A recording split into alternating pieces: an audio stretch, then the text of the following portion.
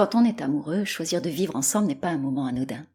C'est souvent perçu comme une décision importante, et effectivement elle l'est. Mais vivre à deux sous le même toit n'est pas le gage d'une relation amoureuse ou d'un couple épanoui. Et pourtant, ce modèle reste très répandu avec toutes les contradictions que cela génère. Alors restez avec moi, c'est ce dont on va parler aujourd'hui, dans ce nouvel épisode.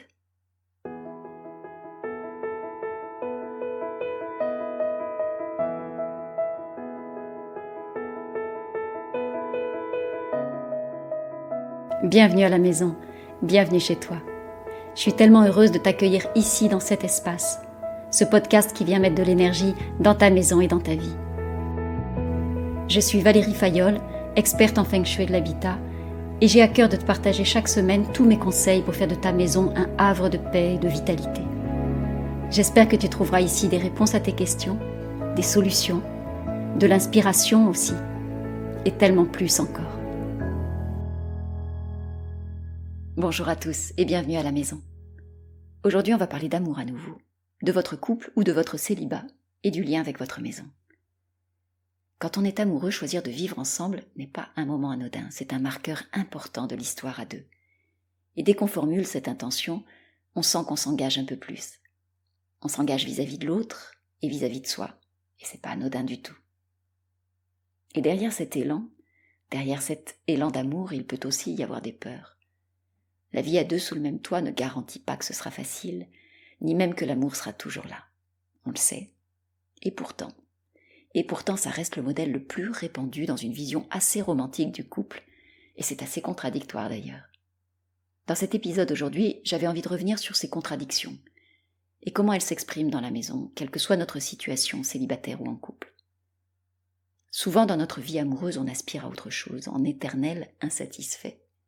Quand on est célibataire, on se projette en couple, et quand on est en couple, on veut des moments seuls.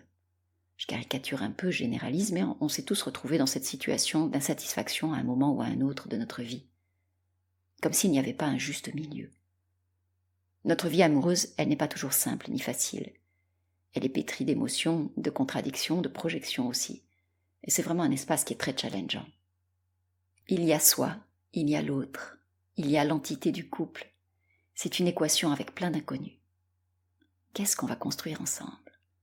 Comment j'accueille l'autre ? Et comment je trouve ma place ? Comment je peux préserver mon espace et qui je suis tout en créant avec l'autre ? Toute cette série de questions, on se les pose même inconsciemment. En fait, on met beaucoup de poids et beaucoup d'attentes sur nos relations. Et si on met du poids et de l'attente, c'est parce qu'on fait des projections. Même inconsciemment. On est souvent dans le futur au lieu d'être dans le présent. Et nos attentes, nos projections en matière de couple ou de vie amoureuse ne sortent pas de nulle part. Ça, c'est vrai qu'on soit en couple ou célibataire. Nos attentes, elles sont le fruit de notre histoire personnelle. Qu'est-ce qu'on a déjà vécu, nous-mêmes, dans notre vie amoureuse ? Qu'est-ce qui nous a marqué ? C'est quoi notre passé ? Est-ce qu'on a déjà vécu en couple ? Ou alors est-ce qu'on a toujours été célibataire ? Est-ce qu'on a vécu des histoires courtes, des histoires longues ? Est-ce qu'on a partagé le même logement ? Est-ce qu'il y a eu des enfants ? Toutes ces relations constituent notre histoire, notre bagage unique, notre référentiel. Et puis nos attentes, elles sont aussi issues de notre environnement familial. Qu'est-ce qu'on a vu quand on était enfant ? C'était quoi le modèle du couple parental ? C'était quoi le couple de nos grands-parents ? C'était quoi les couples qui étaient autour de nous, les parents de nos amis ? Notre environnement familial nous a vraiment marqués aussi pour venir modéliser et créer des attentes autour de cette vision du couple. Puis il y a aussi l'environnement social. Quels sont aujourd'hui nos référents parmi nos amis, parmi nos connaissances ? Et on a tous des couples d'amis ou des célibataires autour de nous qui nous inspirent, même inconsciemment. C'est qui vos modèles de référence ? À quoi ressemble votre couple de référence ? Regardez autour de vous et vous allez voir qui vous inspire. Et puis à tous ces référents qui sont déjà là, il y a aussi nos modèles de société. C'est quoi le modèle idéal qu'on nous vend un peu partout ? Il y a des effets de mode aussi, et des effets de génération dans le modèle amoureux. Regardez par exemple comme le divorce était très mal perçu il n'y a pas si longtemps. Quand j'étais enfant, mes amis qui avaient des parents divorcés se comptaient sur le doigt d'une main. Aujourd'hui, c'est beaucoup plus courant. Et on envisage tout à fait d'avoir plusieurs histoires amoureuses importantes dans notre vie. C'est comme le célibat. Le célibat était relativement mal perçu pendant très longtemps. C'était forcément quelque chose de subi, et non pas de choisies, on parlait des vieilles filles, pour montrer du doigt ces femmes qu'on n'avait pas épousées, et c'était pas un titre qui était très reluisant. Il y avait tout un imaginaire derrière ces vieilles filles qui étaient forcément aigries. Et puis aujourd'hui, les couples libres aussi sont beaucoup plus courants.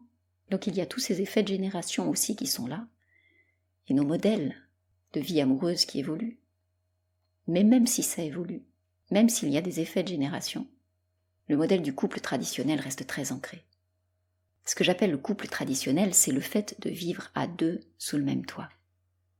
Indépendamment du fait d'être marié ou pas, indépendamment du fait d'avoir des enfants ou pas, la projection du domicile partagé reste très ancrée dans l'inconscient collectif.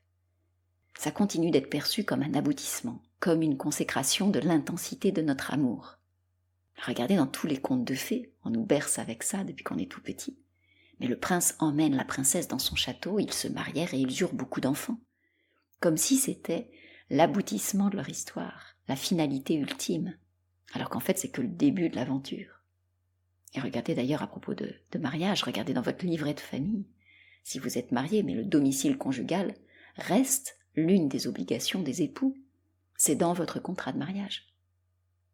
Et on nous a vendu ce modèle de couple-là, ce modèle de couple vivant à deux sous le même toit, comme étant le modèle amoureux idéal. Et même si notre vie nous a amené à expérimenter d'autres choses, ça reste très ancré inconsciemment.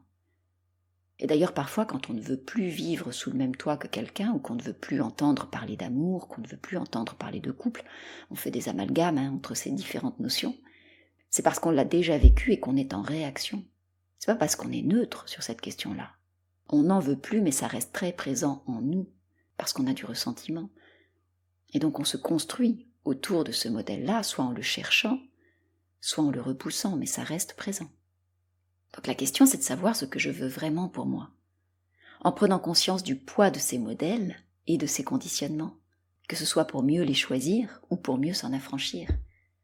C'est quoi votre modèle amoureux à vous? Et est-ce que la maison commune en fait partie? Il n'y a pas de bonne ou de mauvaise réponse.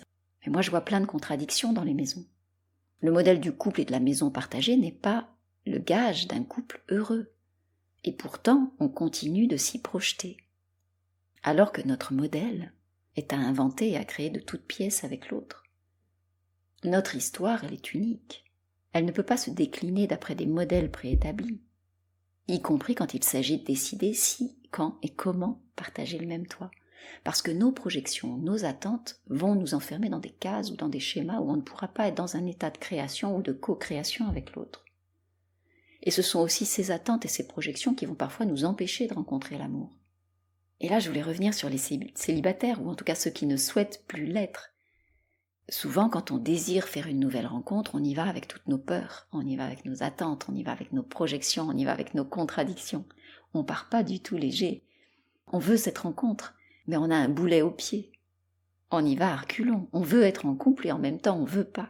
Ou alors on veut mais à certaines conditions. Ou alors on veut mais en ayant une idée très arrêtée de comment l'autre doit être ou de comment l'autre doit se comporter. Et là on est pétri de contradictions. Et notre maison donne à voir ces contradictions.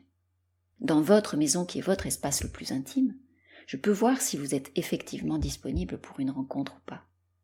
Votre maison, elle ne triche pas. Elle donne à voir véritablement ce qu'il y a à l'intérieur de vous et quelle est votre intention. Et il y a souvent un gap entre ce que vous dites et votre intention véritable. Je voulais vous partager l'histoire de Claire. Claire, je l'ai accompagnée il y a quelque temps. C'est une jeune femme célibataire. En tout cas, elle était célibataire. Elle vivait dans un appartement T2 en centre-ville. Et ça faisait plusieurs années qu'elle subissait ou qu'elle avait l'impression de subir son célibat. Et donc vraiment, elle aspirait à faire une belle rencontre. Une rencontre qui dure. Elle avait envie de construire une vie de famille aussi. Et puis elle voyait aussi les années passer avec son horloge biologique qui commençait aussi à tourner. Donc il y avait une vraie anxiété autour de ce sujet. Claire, elle faisait des rencontres. C'était pas une célibataire coupée du monde, repliée dans sa tanière. Mais les hommes qu'elle rencontrait ne restaient pas. Ils ne restaient pas dans sa vie. Les histoires tournaient court assez rapidement et elle ne comprenait pas pourquoi. Et en travaillant sur son appartement, on a mis en évidence ces contradictions. En l'occurrence, elle n'avait aucune envie de partager son espace. C'était très clair et en tout cas dans son appartement, tout le montrait. Et quand ces amoureux venaient chez elle, c'était super inconfortable pour eux. Ils n'osaient pas rester. Et ils finissaient par sortir également de sa vie. Donc on a mis à jour cette contradiction. Claire a d'abord fait la paix avec ça, puis elle a pu faire de la place chez elle pour accueillir ce nouvel amoureux, parce qu'elle l'avait vraiment choisi. Et donc elle a arrêté d'envoyer des signaux qui partaient dans tous les sens. Et à partir de là, effectivement, sa vie amoureuse a pris une autre tournure. Votre maison, elle donne à voir si vous avez réellement envie, si vous avez réellement choisi d'y faire entrer l'amour ou pas. Le discours ne suffit pas pour rencontrer quelqu'un, il faut également que l'intention soit claire, que l'intention soit alignée, qu'elle soit cohérente. Et votre maison va y contribuer. À travers votre maison, ce à quoi elle ressemble, ce qu'elle contient, vous envoyez un message. Et l'autre va sentir s'il est invité à entrer dans votre vie ou pas. Donc si vous êtes célibataire et que vous en souffrez, je vous invite vraiment à vous poser cette question aujourd'hui. Est-ce que je fais vraiment le choix de l'amour et quels sont mes freins à cette nouvelle relation ? Allez regarder ça sans jugement, juste observez-vous, observez vos pensées, observez vos émotions quand vous vous posez cette question. Allez au-delà de ce que le mental vous raconte. Et vous allez peut-être découvrir des choses étonnantes sur votre véritable intention. Voilà mes amis pour ce que je voulais vous partager aujourd'hui. J'espère que vous y avez trouvé de la valeur pour vous et pour votre maison et puis pour votre vie amoureuse aussi bien sûr. C'est un sujet qui est passionnant et c'est aussi un sujet que j'approfondis dans mon nouveau programme, un nouveau programme que je suis sur le point de lancer et qui va sortir dans quelques jours. C'est un programme qui va vous permettre d'aller voir, comme pour Claire, quels sont les signaux qui sont là dans votre maison et que vous ne voyez peut-être pas. J'ai vraiment à cœur de vous le partager et qu'on explore toute cette question-là ensemble. Si vous avez envie de m'y rejoindre, je vous partagerai le lien sous cet épisode. Et la prochaine fois, on parlera du quotidien à deux dans la maison. Quand on partage chaque jour le même toit, c'est pas toujours un long fleuve tranquille. Mais ça, on en parle la semaine prochaine. Merci pour votre présence et pour votre écoute aujourd'hui. Si ce podcast vous a plu, n'hésitez pas à vous abonner et à le partager autour de vous. Moi, je vous donne rendez-vous très bientôt. D'ici là, prenez soin de vous et prenez soin de votre maison.